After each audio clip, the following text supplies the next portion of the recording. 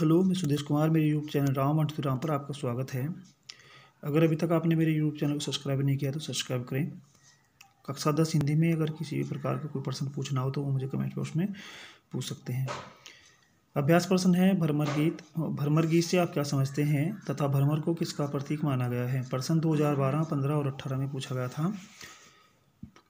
भ्रमर गीत दो शब्दों से मिलकर बना है। भ्रमर एक कीट है जिसका रंग काला होता है। इसे भौरा भी कहा जाता है।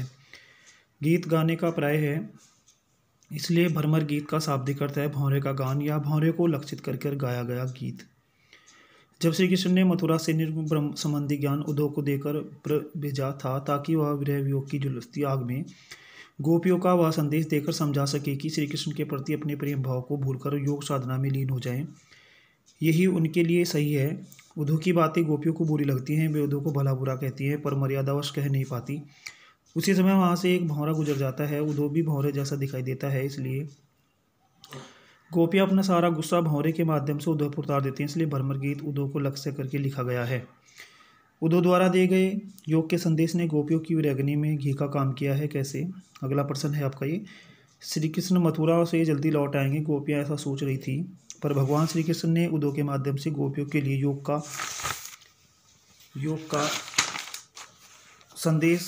योग के संदेश ने गोपियों की विरहग्नि में घी का काम किया है। जब गोपियों ने यह योग का संदेश सुना तो उनकी सहन शक्ति ने जवाब दे दिया।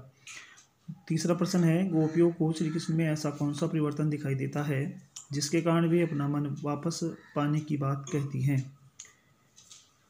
गोपियों को श्री कृष्ण में निम्न परिवर्तन दिखाई देते हैं जिनके कारण वे अपना मन वापस लेना चाहती हैं। पहला, अब श्री कृष्ण भगवान सरल व भोले न रहकर राजनीतिज्ञ बन गए हैं, अर्थात चालाक बन गए हैं।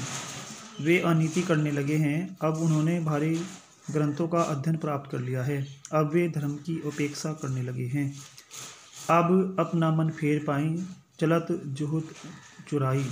धन्यवाद।